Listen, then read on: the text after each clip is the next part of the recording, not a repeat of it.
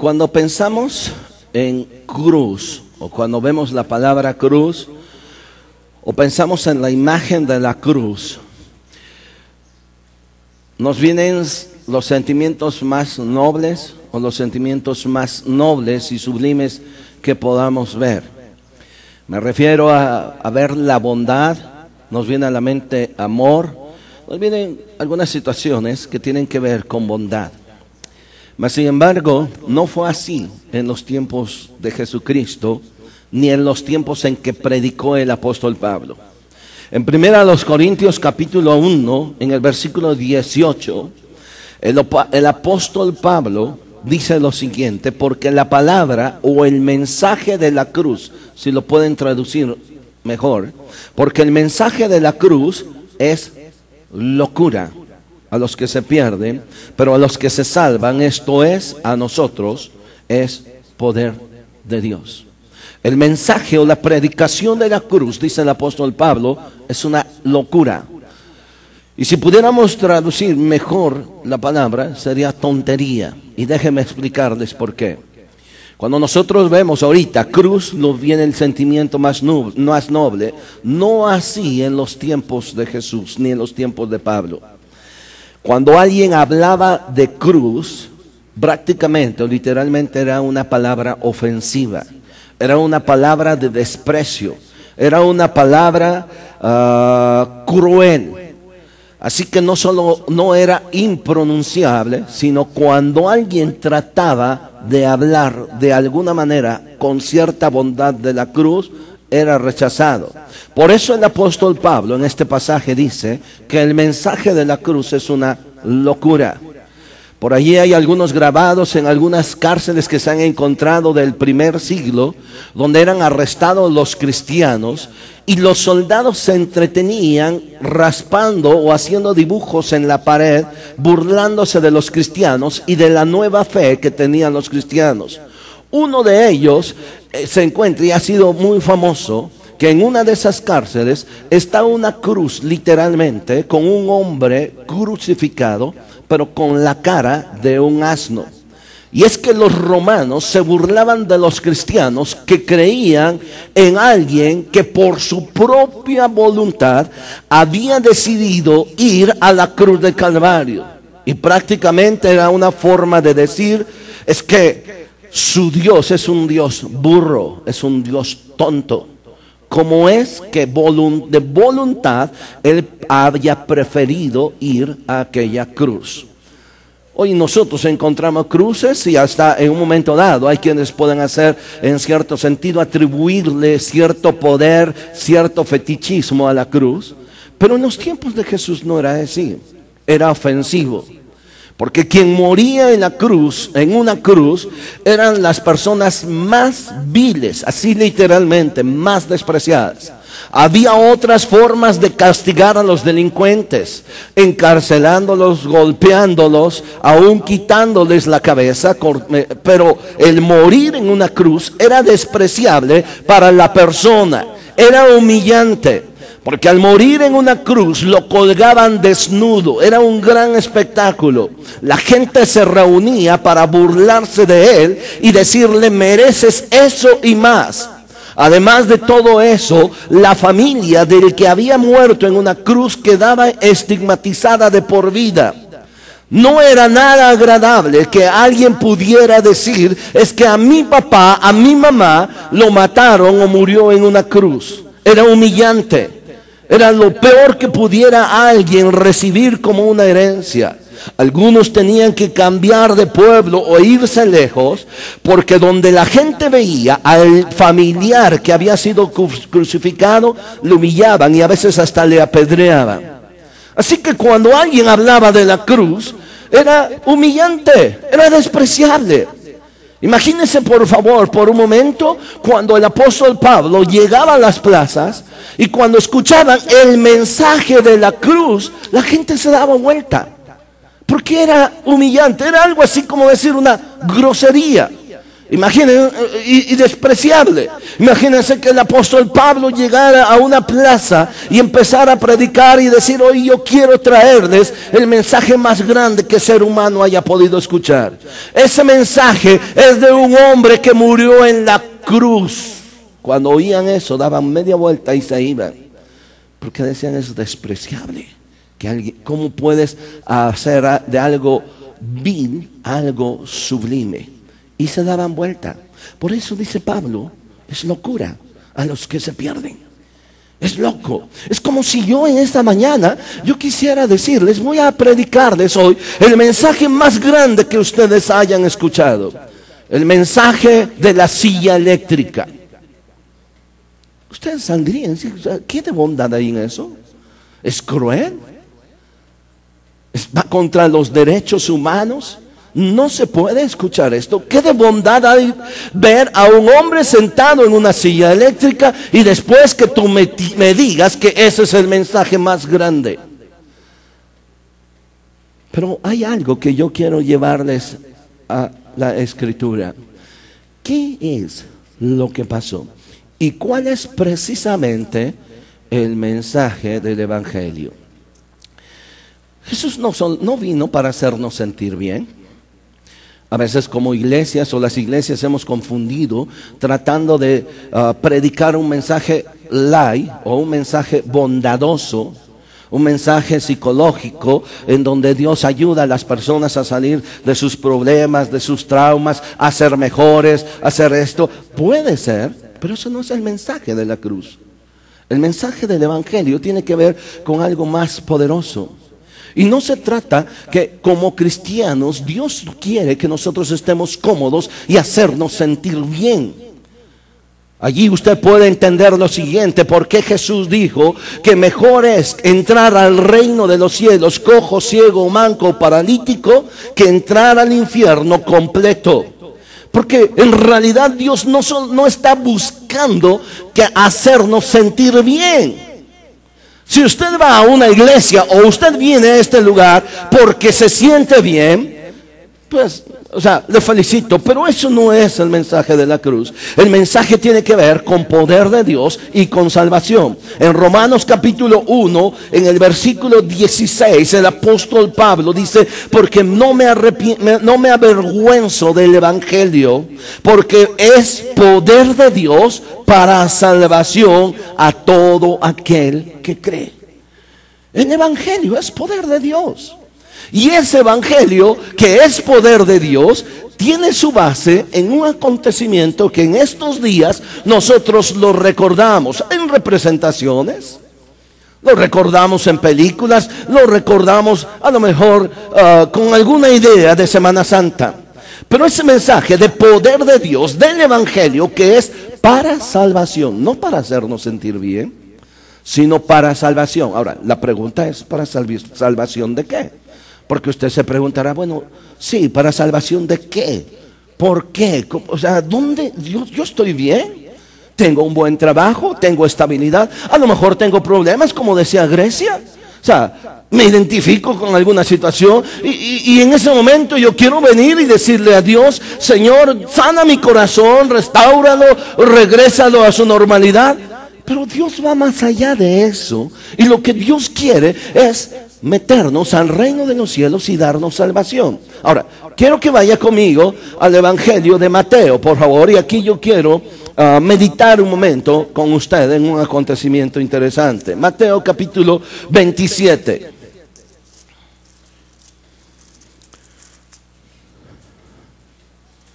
Versículo 46.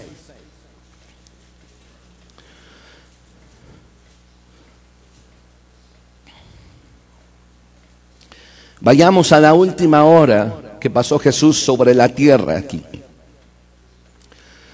Las últimas 18 horas desde el arresto de Jesús hasta morir en la cruz del Calvario fueron horas de quebranto. Fueron 18 horas desde que fue arrestado hasta que fue a la cruz y murió. Humillación, quebranto, burla. Pero la última hora la pasa Jesús en una cruz. en la muerte más humillante que ser humano haya podido tener. No solo humillante de manera moral, sino también de la manera más cruel. Se dice que los crucificados que estaban ahí, cuando estaban colgados allí, deshidratados, bajo los rayos del sol, con sus tendones rotos, pasaban por una serie de tormento interno, de calambres, que los romanos habían ideado una forma de mitigar su dolor poniendo en un vaso vinagre con hiel, como si fuera una especie de droga para mitigar el dolor. Y eso es lo que hicieron con Jesús. Un soldado tomó una esponja y se la dio para tratar de mitigar los dolores de Jesús. Se dice que los que morían crucificados morían blasfemando contra Dios, contra su familia, contra toda la vida. Morían renegados, estaban allí escupiendo, maldiciendo a toda la gente que se burlaba por el que estaba allí.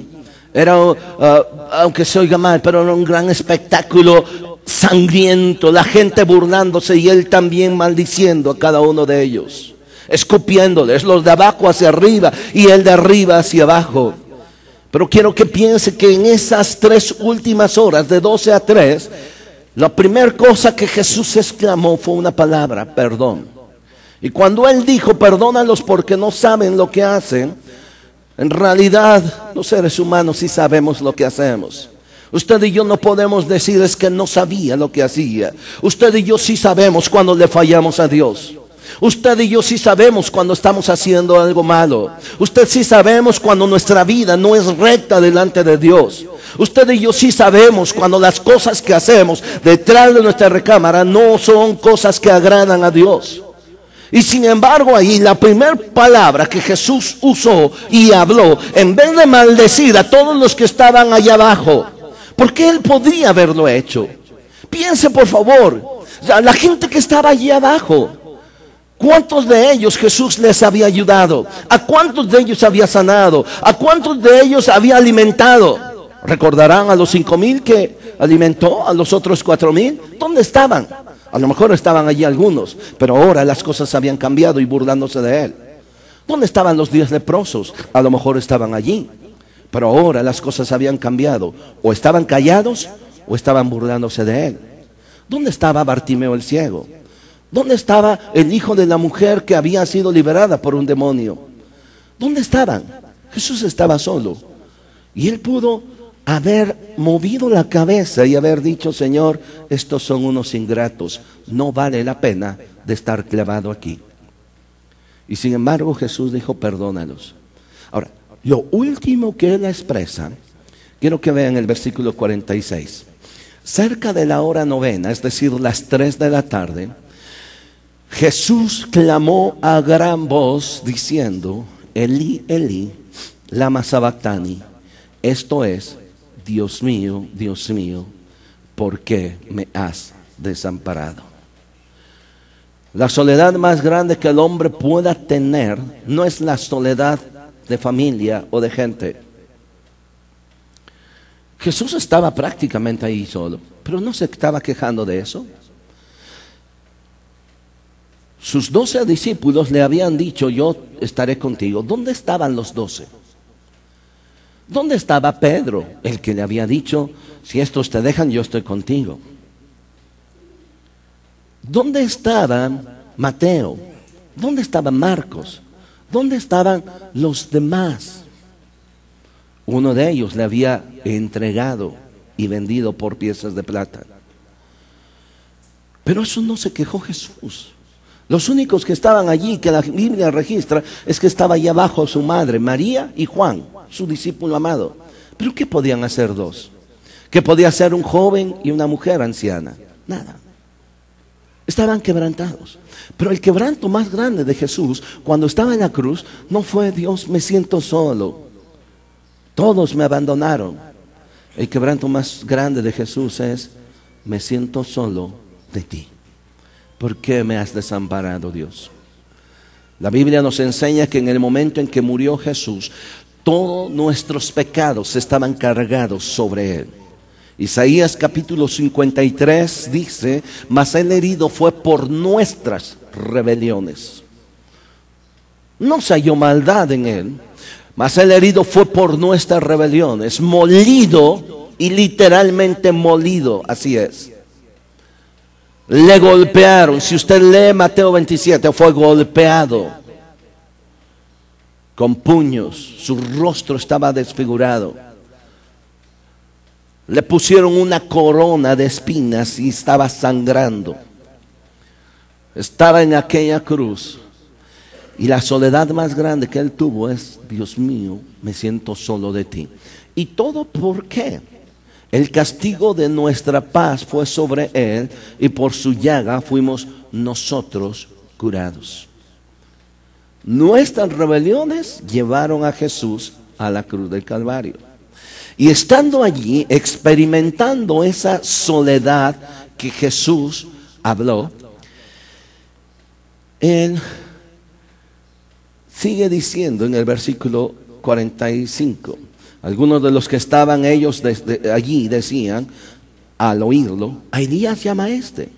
Y al instante, corriendo, uno de ellos tomó una esponja y la empapó de vinagre, y poniéndola en una caña le dio a beber.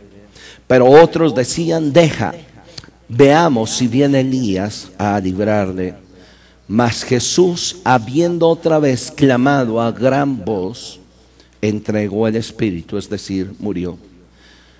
Versículo 51. Y aquí el velo del templo se rasgó en dos, de arriba abajo, y la tierra tembló, y las rocas se partieron, y se abrieron los sepulcros, y muchos cuerpos de santos que habían dormido se levantaron, y saliendo de los sepulcros, después de la resurrección de él, vinieron a la santa ciudad, y aparecieron a muchos. Y el centurión y los que con él estaban, con él, guardando a Jesús, visto el terremoto y las cosas que habían sido hechas, temieron en gran manera y dijeron: verdaderamente este era el Hijo de Dios. Demasiado tarde, quién sabe si para ellos, pero entendieron una cosa: que el que estaba muriendo allí era el Hijo de Dios. Ahora, aquí nos describe por lo menos 4 milagros que sucedieron cuando Jesús tembló, cuando Jesús murió. La tierra tembló, las rocas se partieron, los sepulcros se abrieron y se levantaron muchos muertos y vinieron a la ciudad. Eso es un milagro, eso es algo sorprendente. La muerte de Jesús fue acompañada de acontecimientos milagrosos. La tierra tiembla. Estaba muriendo el Hijo de Dios. El Padre Celestial estaba siendo quebrantado. Él había dado a su Hijo. Piensa en la historia de Abraham. Abraham tomó a su hijo, lo único que tenía, y lo puso sobre él su leña. Él llevó el fuego y lo llevó a la montaña más alta porque lo iba a sacrificar. Y cuando su hijo le pregunta: padre, aquí está la leña, aquí está el fuego, aquí está la daga, ¿dónde está el cordero? ¿Cuál es el quebranto de un padre? De decir: eres tú. Eres tú. Isaac es un símbolo de Jesús, del que iba a ser sacrificado. Dios detuvo la mano de Abraham. En el caso de Jesús, pasó por muerte. No hubo otro cordero que sustituyera a Jesús. Jesús había puesto su vida por nosotros. Así que en el momento en que Él murió, la tierra tembló, las piedras se partieron. ¿Qué milagro tan sorprendente? ¿Usted ha visto un temblor donde las piedras se partan? No. Se abren los sepulcros y resucitan muchos y regresan a la ciudad. Pero el milagro más grande que ocurrió aquí no tiene que ver con eso. El milagro más grande que ocurrió lo dice la primera parte del versículo 51. He aquí el velo del templo se rasgó de arriba a abajo. Ese es el milagro más grande Ese es el mensaje del Evangelio. Veamos rápidamente Hebreos, por favor. Hebreos capítulo 9.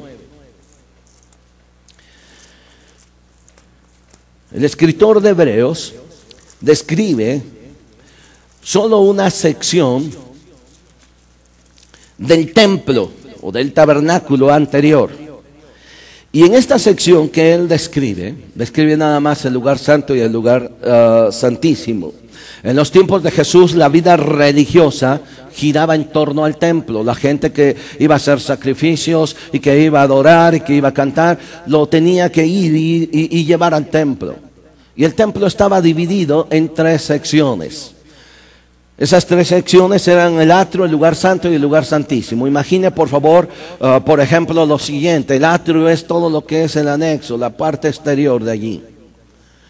El lugar santo, y en el atrio, todo el pueblo tenía acceso para llegar allí. O sea, hasta allí llegaba. Traían sus sacrificios, lo entregaban a los levitas que estaban allí, ellos lo quemaban, hacían todo el ritual y la gente de allí salía y se iba. O podía nada más de estar allí observando qué es o oyendo lo que pasaba dentro de la siguiente sección.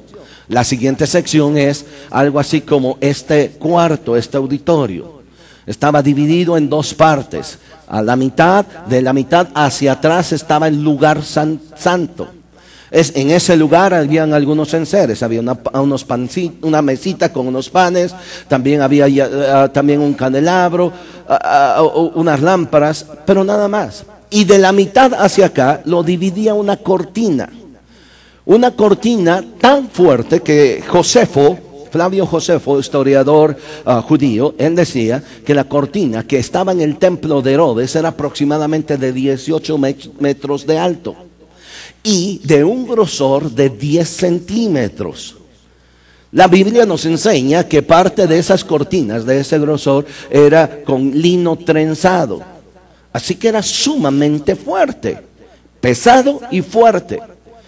Y eso dividía del lugar santo la parte de atrás, digamos de la mitad hacia atrás, y de acá hacia adelante era el lugar santísimo. Esa sección de la parte de atrás, los que tenían acceso para ministrar, cambiar el pan, cambiar el aceite mañana y en la noche, eran los sacerdotes. Ojo, sacerdotes que eran descendientes de Aarón.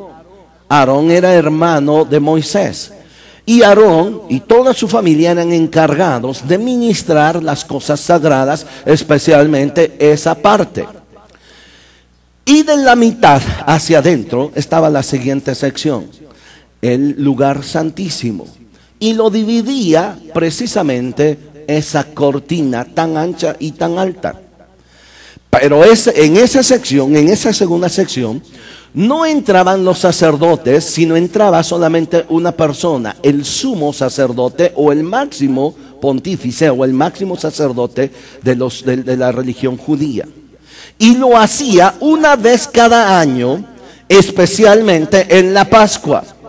Lo hacía para para interceder por el pueblo y por los pecados del pueblo por un año.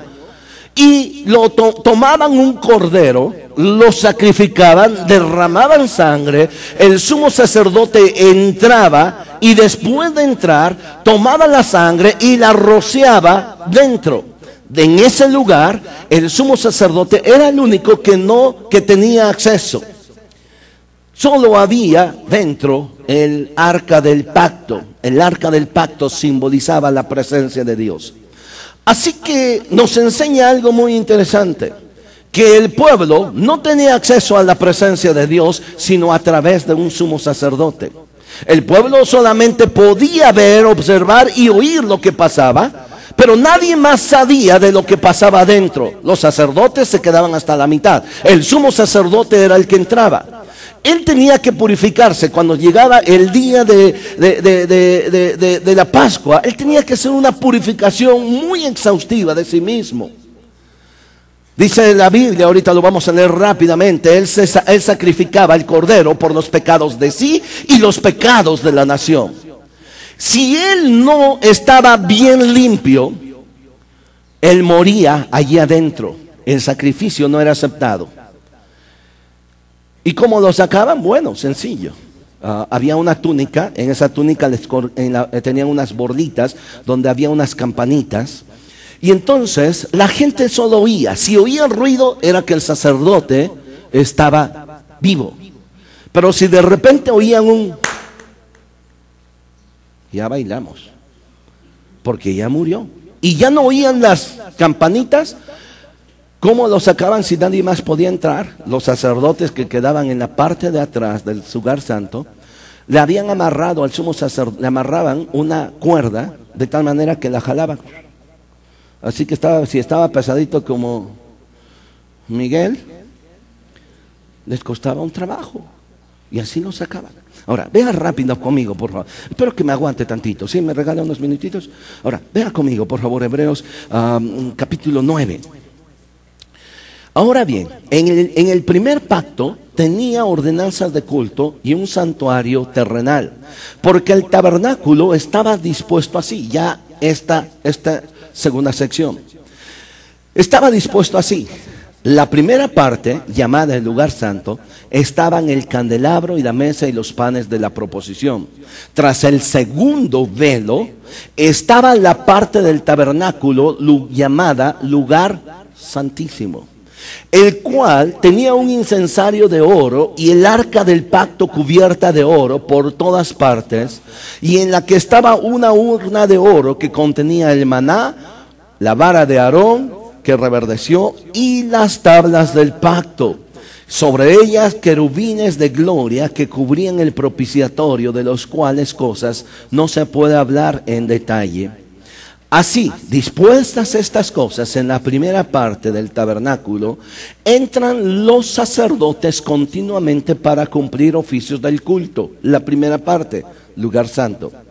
Pero en la segunda parte, la que estamos hablando, solo el sumo sacerdote una vez al año, no sin sangre, la cual ofrece por sí mismo y por los pecados de ignorancia del pueblo, dando el Espíritu Santo a entender con esto que aún no se había manifestado el camino al lugar santísimo, entre tanto que la primera parte del tabernáculo estuviese en pie, la cual es símbolo para el templo presente, para el tiempo presente, según el cual se presentan ofrendas y sacrificios que no pueden hacer perfecto en cuanto a la conciencia al que practica ese culto.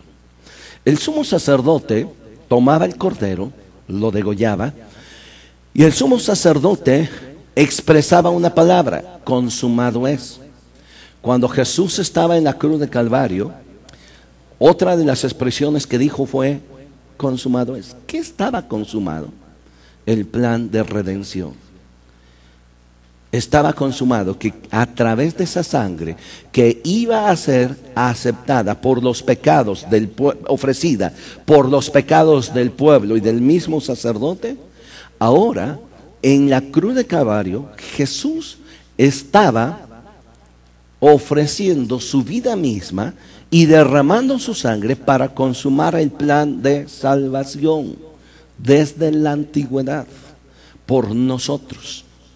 Ahora, que en ese lugar donde nada más entraba una persona una sola vez al año, y era el sumo sacerdote, cuando Jesús muere en aquella cruz, dice que el primer milagro, lo primero que les decía, el primer milagro no fue que la tierra tembló, no fue que las piedras se partieron, sino el primer milagro fue que el velo del templo se rasgó de arriba hacia abajo.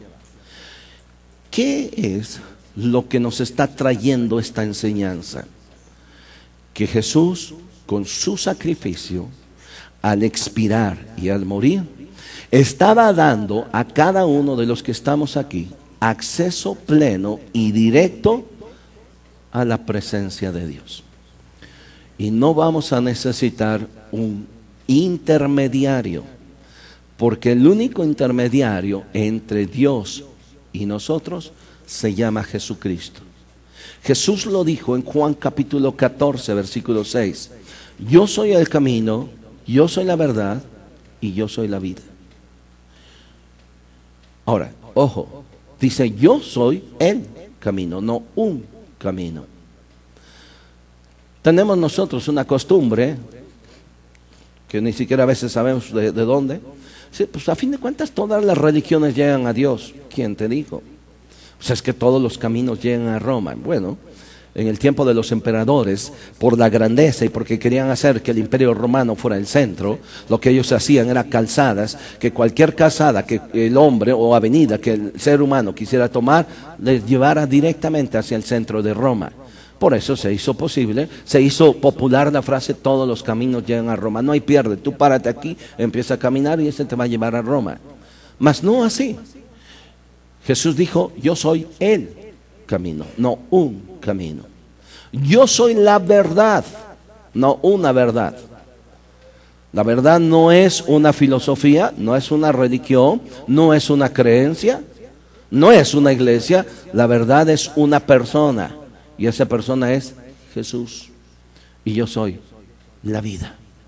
Así que cuando Jesús murió y Él dijo consumado es y derramó su sangre y expiró, el velo del templo se rasgó de arriba abajo, como queriendo Dios enseñarnos que la obra no viene del hombre hacia arriba, no es el esfuerzo que yo hago, sino la obra de salvación tiene que ver con Dios hacia abajo, y Dios lo rasgó.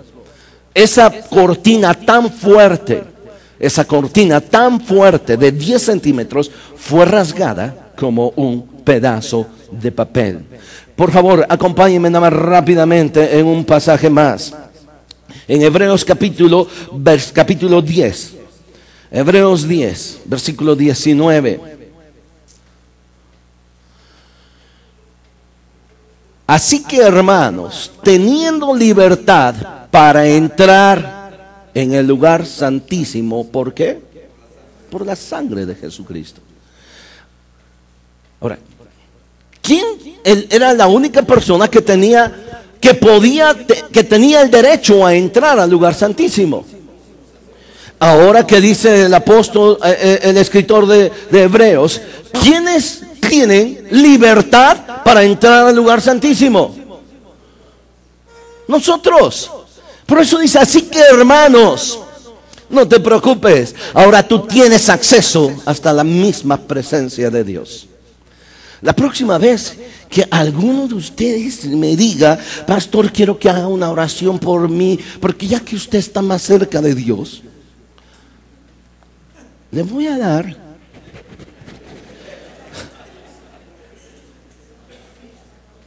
una oración. Porque ¿quiénes podemos entrar a la misma presencia de Dios? ¿Quién abrió ese acceso? ¿A través de qué? De la sangre del Cordero. No, yo sé que de repente nos cuesta mucho trabajo entender esto, porque nuestra mentalidad es ganar el cielo por lo que yo hago, obras. Nuestra mentalidad es como la que tuvo el centurión cuando estaba Pablo en la cárcel y que se abrió la cárcel y el centurión quería matarse. Y en ese momento Pablo le dice, no te mates, aquí estamos todos. Y entonces el centurión le dijo, ¿qué debo hacer para ser salvo? Pablo le hubiera dicho, mira, espérate, vamos a escribir una lista. Primero vamos a ver cómo están tus pecados. Así que, pues la verdad de las cosas, lo que tú tienes que hacer, mira, tienes que irte de rodillas de aquí a Jerusalén y regresar con un nopal en el lomo. Y después tienes que ir, que agarrar y prometerme que no vas a tomar un año. Después del año tú ya échate las chelas que quieras, ¿no? No. No es por lo mejor que nosotros tengamos. No es por obras para que nadie se gloríe. Dice, pues, versículo 19, así que hermanos, teniendo libertad para entrar en el lugar santísimo, ¿por qué? Por la sangre de Cristo. ¿Hay mediadores o hay mediadoras o hay alguien que nos pueda echar la manita? No. Mi Biblia y cualquier otra Biblia dice exactamente lo mismo: por la sangre de Jesucristo. Versículo 20: por el camino nuevo y vivo que Él nos abrió a través del velo. Así que cuando el velo se rasgó, literalmente también se estaba rasgando su cuerpo, su carne, para que usted y yo podamos tener acceso. Y teniendo un gran sacerdote sobre la casa de Dios, ese se llama Jesucristo. Ese es Jesús. Ahora entonces usted y yo entramos a la presencia de Dios. Hebreos 4:14. Por tanto, teniendo un gran sumo sacerdote que traspasó los cielos, Jesús, el Hijo de Dios, retengamos nuestra profesión, porque no tenemos un sumo sacerdote que no pueda compadecerse de nuestras debilidades, sino que uno que fue tentado en todo según nuestra semejanza, pero sin pecado. Ahora, ¿qué dice el versículo 16? Acerquémonos pues confiadamente al trono de la gracia, para alcanzar misericordia y hallar gracia. ¿Se puede acercar confiadamente? Sí. Póngase en pie, por favor. Quizás habría mucho que meditar, pero mire, hay un pasaje cuando se dan los 10 mandamientos en Éxodo capítulo 20. Ya estoy terminando, ya termino. El pueblo estaba viendo a lo lejos, dice la Biblia, cómo el monte temblaba, ardía, se oía una gran voz. Y en ese momento el pueblo, cuando baja Moisés, el pueblo viene y le dice a Moisés: Moisés, habla tú con Dios y Dios contigo, y lo que Dios tenga que decirnos a nosotros, nos los dices tú a nosotros, no sea que muramos. El mismo hombre fue el que estableció el espacio. Dios siempre ha querido tener una comunión con nosotros. Aún desde el huerto del Edén, a pesar del pecado del hombre, de haberle fallado a Dios, lo primero que Dios hizo cuando el hombre estaba desnudo es cubrirle. Y para cubrirle de piel de algún animal, ¿qué tuvo que hacer Jesús? Matar un animal de su creación.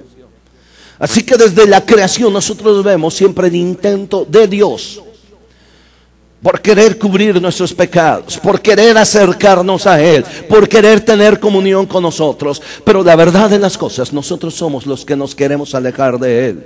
Nos escondemos tontamente detrás de nuestras excusas, nuestros árboles. Oímos la voz de Dios, pero nos escondemos. El hombre ve la presencia de Dios y le dice: Moisés, tú y Dios, pero no Dios con nosotros. Lo que Dios tenga que decirnos, que te lo diga a ti, y nosotros lo escuchamos nada más. Pero ahora dice la Biblia que usted y yo tenemos acceso pleno a la presencia de Dios. Este es el Evangelio. Ahora puede entender por qué dice el apóstol Pablo: no me avergüenzo del Evangelio, porque el Evangelio es poder de Dios para salvación. Cierre sus ojos.